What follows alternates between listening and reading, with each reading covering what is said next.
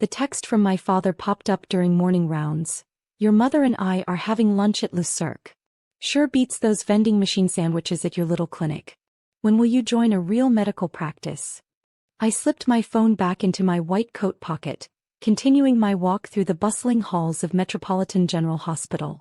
10 years as chief of surgery and my parents still thought I worked in some tiny neighborhood clinic.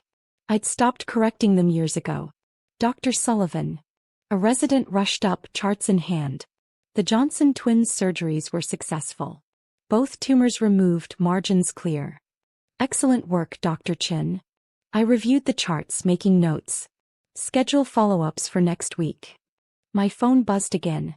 Diana's son just made partner at Goldman. Remember when you turned down that finance internship to do your community medicine thing? The community medicine thing they dismissed was actually my pioneering work in accessible healthcare, which had led to me quietly acquiring and transforming struggling hospitals across the state. Metropolitan General was just the flagship of what had become the largest private hospital network in the region. Dr. Sullivan? My assistant Margaret appeared. The quarterly board meeting is starting. They need your approval on the new surgical wing budget. I nodded, heading toward the conference room. Any other pressing matters? Yes, she consulted her tablet. Your parents' doctor's office called. Your father needs approval for his cardiac procedure. Apparently, their insurance was declined at Metropolitan's sister hospitals. I paused. When did they schedule this? This morning. Dr. Roberts says it's routine but necessary. Your father specifically requested our top cardiac team. The irony wasn't lost on me. They'd spent years mocking my career choices, never bothering to learn what I actually did. Now they needed the hospital board's approval, my approval, for their care. Interesting, I said, entering the conference room.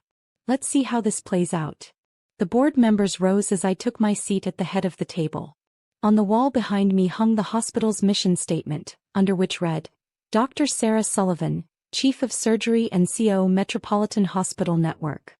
My phone lit up one final time, having coffee with the Andersons. Their daughter just bought a summer house in the Hamptons. Meanwhile, you're still playing doctor in that little clinic. When will you do something impressive with your life? I smiled, picking up my pen to sign the day's authorizations. Sometimes the best revelations come with a hospital letterhead. Margaret, I called, please show my parents in when they arrive. I think it's time for a long overdue family meeting. The look on my father's face when he walked into Metropolitan's executive suite was worth every dismissive comment I'd endured over the years. His eyes darted from the mahogany conference table to the wall of medical achievements, finally landing on the large nameplate on my desk. Dr. Sarah Sullivan, Chief of Surgery and CO.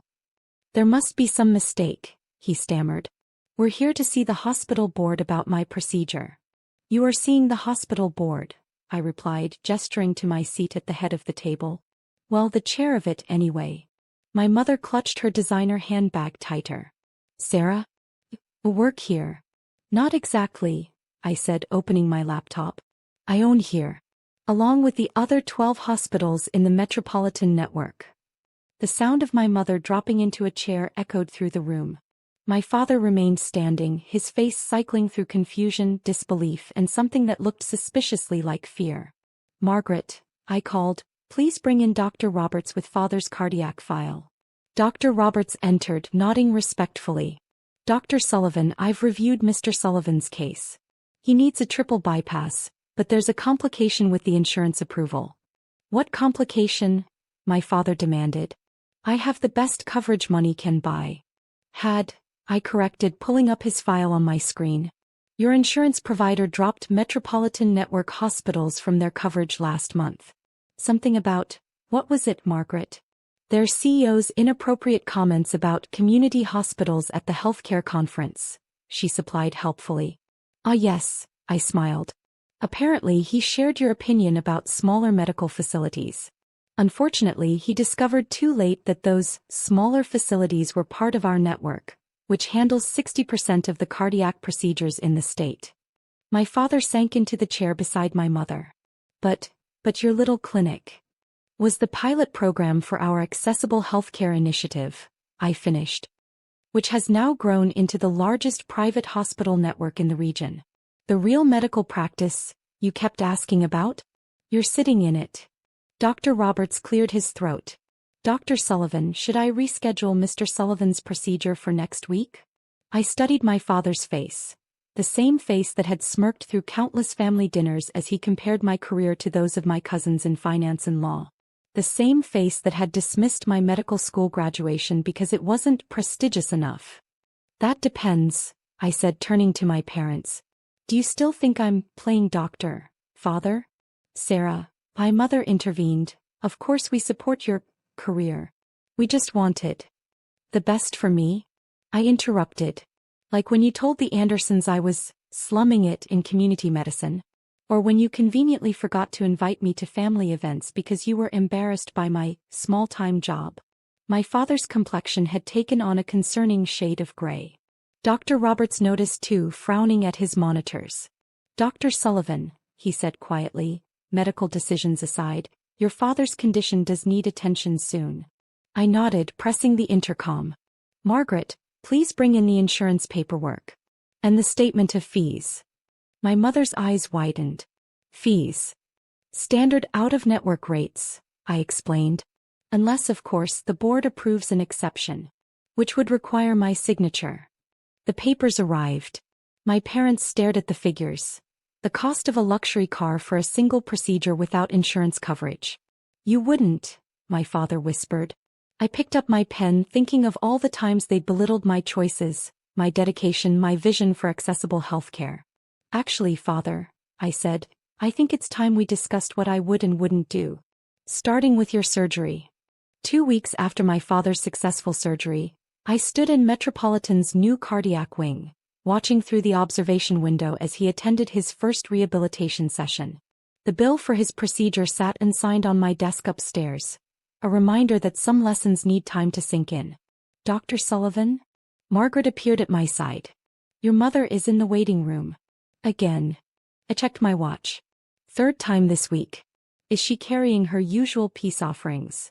Designer bags and guilt, Margaret confirmed. And she's been asking the staff about your schedule, your achievements, your medical patents. Everything she ignored for the past decade. I smiled, remembering how quickly my mother's attitude had changed after discovering my position. The woman who'd once dismissed my little clinic, now bragged about her daughter, the brilliant hospital Sue, to anyone who would listen. Send her up to my office, I decided. It's time we had a real conversation. I found her sitting nervously in front of my desk, surrounded by shopping bags. Through the floor-to-ceiling windows behind her, I could see the construction of our new research center, funded by the patents she'd never bothered to ask about. The cardiac team says Dad's making good progress, I said, taking my seat. Thanks to you, she replied quietly. Sarah, about all those things we said. You mean like telling the Andersons I was wasting my potential? Or suggesting I was hiding in community medicine because I couldn't handle real success? She flinched. We were wrong. So wrong. I see that now. No, I corrected her. You see this. I gestured to the executive office, the prestigious title, the trappings of success they understood. You still don't see what really matters. I pressed a button, and the windows turned transparent to reveal the hospital's main entrance below. Watch, I instructed. She turned to see a young mother entering with 2 children, being warmly greeted by staff. That's Maria Rodriguez, I explained. 3 years ago, no hospital would treat her kids because of her immigration status.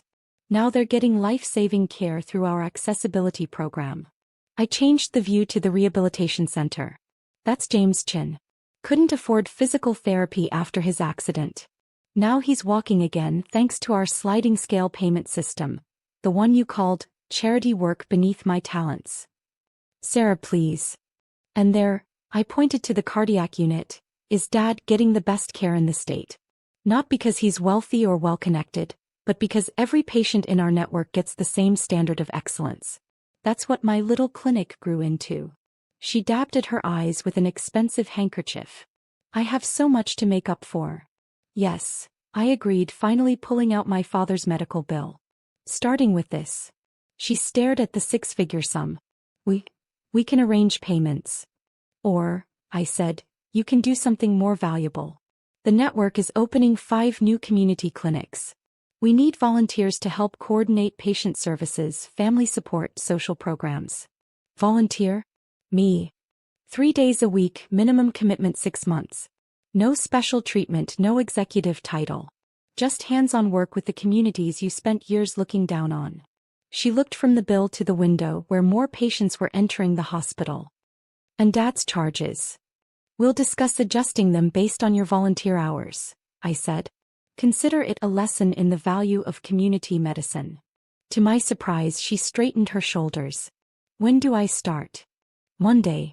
Margaret will show you where to get your volunteer badge. And Mom? The designer outfits stay home. Clinic work requires comfortable shoes and humility. After she left, I walked down to the cardiac unit. My father was finishing his therapy session, looking both exhausted and chastened. Tough day? I asked, checking his charts. Sarah, he said, catching his breath, that young resident mentioned you pioneered this rehabilitation protocol. Said it's being adopted nationwide. Just a small-time contribution, I replied mildly. He winced at his own words thrown back at him. I was wrong. About everything. I know. I helped him back to his room. But you're learning. Both of you are. Your mother told me about the volunteer program, he said. She's excited. Never seen her like this. I checked his vital signs, the gesture automatic after years of practice. Sometimes the smallest clinics teach the biggest lessons. And my bill? He asked cautiously. Let's see how Mom does with her community service first, I smiled. Consider it a family rehabilitation program. As I left his room, my phone buzzed with a message from Margaret.